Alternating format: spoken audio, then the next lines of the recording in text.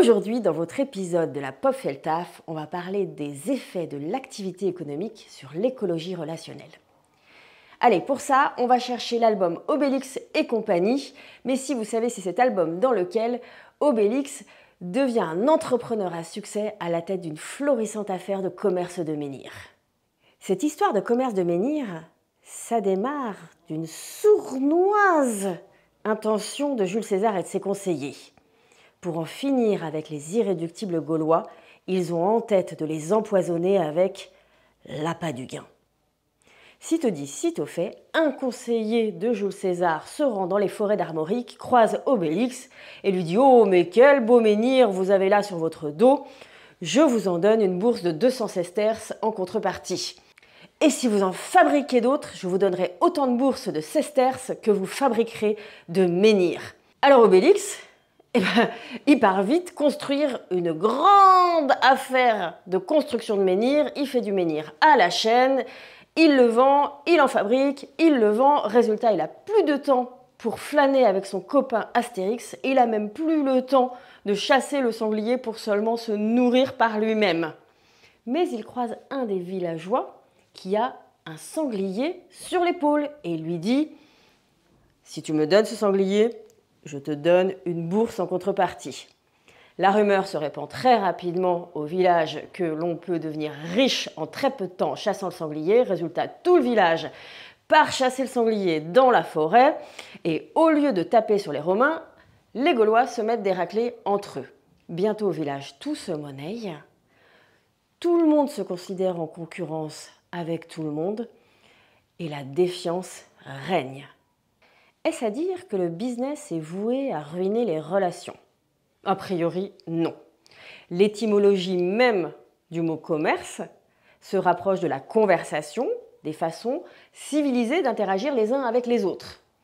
Montesquieu lui-même ne s'y trompe pas avec sa théorie du doux commerce, puisqu'il nous dit que plus les entités sont interdépendantes les unes les autres, moins elles ont d'intérêt à se faire la guerre.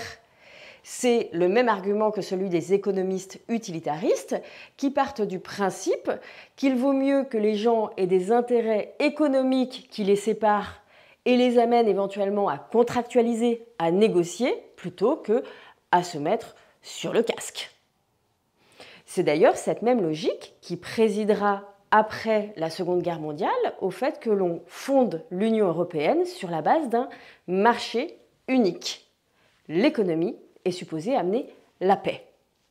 Oui, alors c'est bien gentil, Montesquieu, les économistes utilitaristes, la paix par l'économie, mais ce que l'on voit quand même aujourd'hui, c'est qu'il y a énormément de conflictualité, énormément de violence qui procèdent des intérêts économiques et financiers. Alors ça, nous disent les tenants de l'école réaliste des relations internationales, c'est tout simplement parce que précisément, l'économie amène de nouvelles raisons de se faire la guerre, pour gagner des parts de marché, pour conquérir de nouveaux espaces. Et les marxistes en remettent une couche. Pour eux, les fondements même du capitalisme, donc du business, c'est la captation des ressources. Ressources naturelles, ressources foncières, mais aussi cette ressource particulière qu'est la force de travail.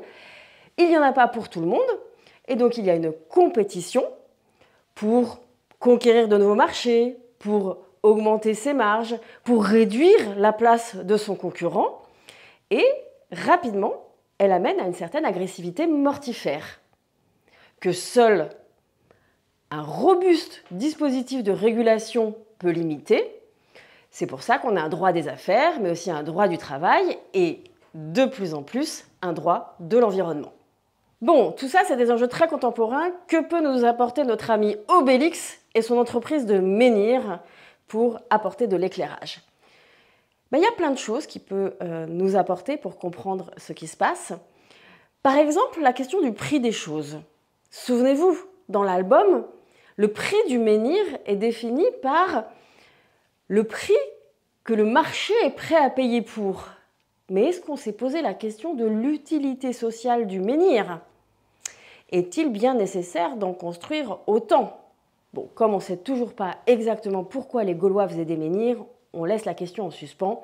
Néanmoins, On garde celle qui consiste à poser la question de comment sont fixés les prix. Est-ce qu'ils sont fixés par un cours de marché ou par leur utilité, et notamment l'utilité sociale. Deuxième élément qui nous intéresse dans cet album d'Astérix et Obélix pour penser nos enjeux d'aujourd'hui. Cette histoire de sanglier que l'on part chasser dans la forêt parce que l'on a simplement appris que l'on pouvait devenir riche en chassant le sanglier. Sauf qu'au bout d'un moment, au village des irréductibles gaulois, il y a plus de sangliers à manger que Obélix lui-même n'est capable d'en manger. Est-ce que l'on n'aurait pas tendance à puiser plus de ressources que nous sommes capables d'écouler les produits issus de ces ressources, avec des effets tout à fait paradoxaux, puisque dans un premier temps, si vous chassez trop de sangliers, le prix du sanglier baisse et le chasseur gagne moins d'argent, mais au bout d'un moment, la ressource est devenue rare, voire rarissime, et à ce moment-là, seuls les plus fortunés vont pouvoir se nourrir. C'est des questions aussi simples que ça qui nous sont posées aujourd'hui par rapport à notre rapport aux ressources.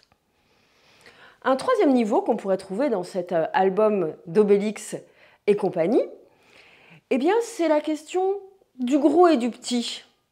Vous savez, quand Obélix commence à négliger son copain Astérix parce qu'il a mieux à faire, il a du business à faire, ben finalement, c'est peut-être toute une métaphore des relations entre acteurs économiques et sociaux aujourd'hui dans le monde contemporain.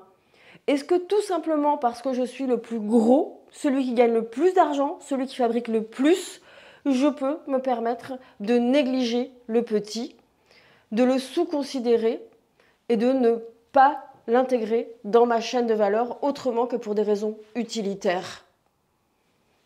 La réponse est contenue dans la question. En tout état de cause, aujourd'hui, comme dans l'album Obélix et compagnie, la vraie question qui nous est posée, ce n'est pas doit-on ou ne doit-on pas faire du business, mais comment peut-on faire du business sans nuire à l'écologie relationnelle, à l'environnement et aux équilibres sociaux.